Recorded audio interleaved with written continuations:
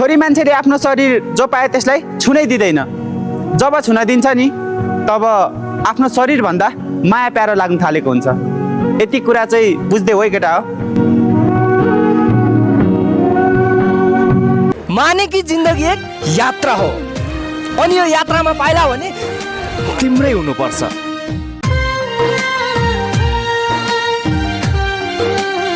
मसँग बोल्दा बोल्दै काम पर्छ तिम्रो, मसँग कुरा गर्दा गर्दै निन्द्रा लाग्छ तिमीलाई।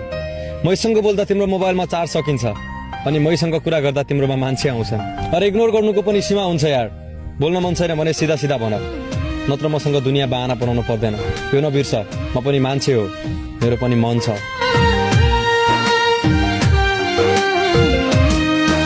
अब त तिमी खुसी छौ होला नि हैन?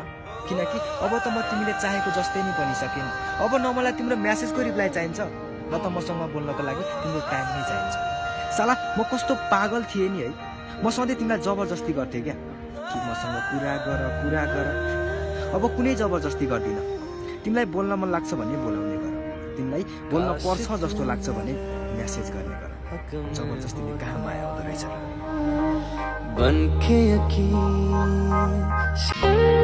अधुरो नै भए पनि केही पलको मिठो माया र न्यानो साथको लागि धन्यवाद तिमीलाई माया।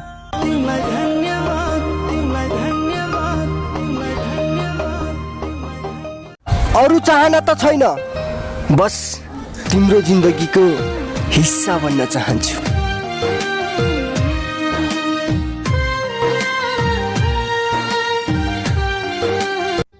सिधा सिधा भनिदेऊ, किन बहाना गर्छौ? तिमी अरूसँग बोलिसकेपछि मात्र मसँग बोल्न आउँछौ।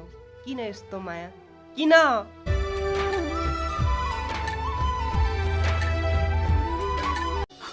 माया गर्दा गर्दै छोडेर जानेहरूसँग कहिले नभेटाइदिनु है भगवान।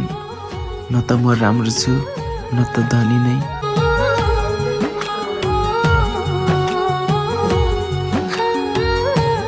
बस आमा बुवाको साथ नछुटोस् जिन्दगीमा, बाँकी दुनियाँले साथ छोड्दैमा केही फरक पर्दैन।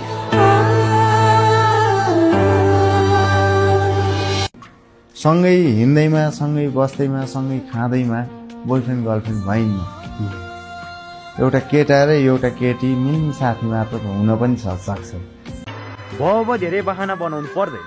मलाई राम्रोसँग थाहा भइसक्यो कि म तिम्रो कोही होइन भनेर।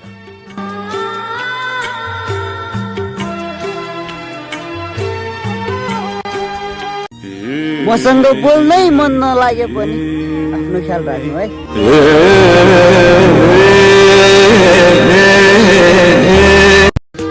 झन्झन टाढा हुनेलाई के नै भन्नु छ र, आफ्नै मान्छे हुनेलाई के नै भन्नु छ र। मनको माया नबुझेर धनको माया हेरी छोडी जाने बैगुनीलाई के नै भन्नु छ र। गरिबीमा के बित्यो? कालापन। आफन्तबाट के पाइस? अपमान। पढाइबाट के मिल्यो? तिरस्कार।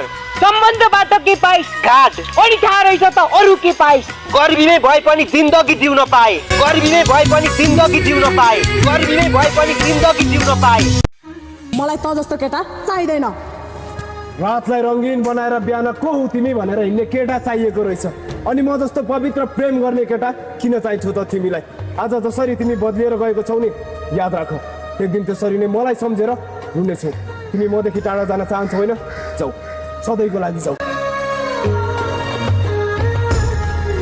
गुलाबको फुल जस्तो होइन, तुलसीको बोट जस्तो बन्नु मन छ, जसलाई रोज्न होइन खोज्न परोस्।